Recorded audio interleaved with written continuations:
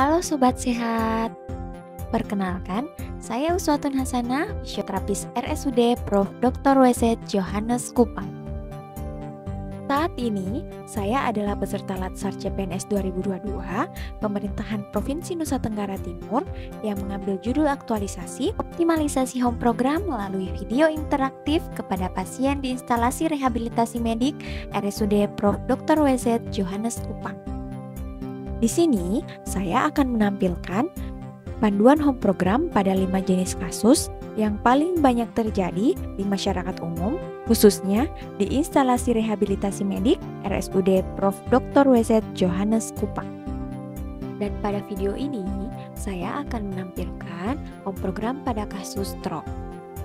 Apa itu stroke? Stroke adalah kondisi yang terjadi ketika pasokan darah ke otak mengalami gangguan atau berkurang akibat penyumbatan atau stroke iskemik atau pecahnya pembuluh darah atau stroke hemoragik. Penyebabnya bisa saja karena iskemik, yaitu penyempitan atau tersumbatnya pembuluh darah hingga darah tidak lancar ke otak, atau karena hemoragik, yaitu pecahnya pembuluh darah dalam otak. Faktor resikonya ada 3, faktor resiko kesehatan, gaya hidup, dan faktor resiko lainnya seperti faktor keturunan dan faktor usia. Ayo kita lihat apa saja latihan yang bisa dilakukan di rumah untuk stroke. Latihan 1. Latihan pernapasan. Jika pasien belum mampu atau berat menggerakkan sebelah tangannya, bantu pasien mengangkat kedua tangannya buka sambil diinstruksikan untuk menarik napas. Lalu, turunkan menutup sambil diinstruksikan untuk membuang napas. Lakukan berulang. Jika pasien telah mampu mengangkat kedua tangannya, instruksikan pasien untuk latihan pernapasan seperti sebelumnya secara mandiri. Latihan 2. Latihan gerak pada semua sendi. Jika pasien belum mampu menggerakkan sendiri, bantu pasien. Jika sudah mampu, biarkan pasien melakukan sendiri. Jika sudah kuat, beri sedikit tahanan pada gerakan. Gerakan latihan pada kaki. Angkat kaki lurus ke atas, lalu turunkan perlahan. Gerakan kaki ke dalam dan keluar. Putar kaki ke dalam dan keluar. Tekuk lutut, lalu luruskan kembali. Tekuk pergelangan kaki ke atas dan ke bawah, lalu ke dalam dan keluar. Gerakan latihan pada tangan. Angkat tangan lurus ke atas, lalu turunkan perlahan. Gerakan tangan lurus ke dalam dan keluar.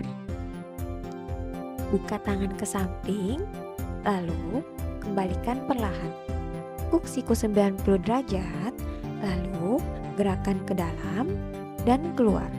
Tekuk siku ke atas dan ke bawah.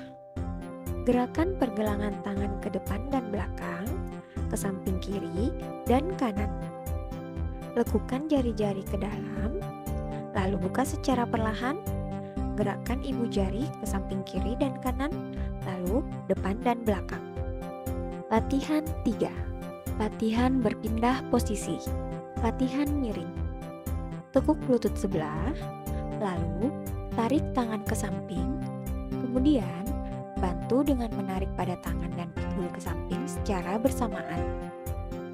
Latihan duduk. Tekuk kaki yang sehat, lalu raih pinggir tempat tidur dengan tangan yang sehat, kemudian miringkan badan ke samping, lalu geser kaki ke pinggir hingga menggantung, kemudian bantu untuk bangun. Latihan duduk berdiri.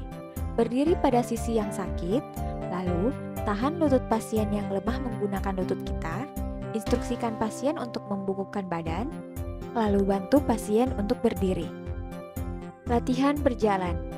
Contohkan cara berjalan yang benar secara perlahan, kemudian minta pasien mengikuti cara jalan yang benar tanpa menyeret kaki ataupun berjalan dengan pincang. Oke Sobat Sehat, jangan lupa ulangi latihan di rumah 1-2 kali sehari ya. Hentikan latihan sementara bila merasa lelah atau nyeri berlebih.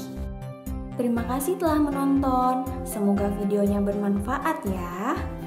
Ayo bergerak, latihan, dan sehat bersama. Sampai jumpa.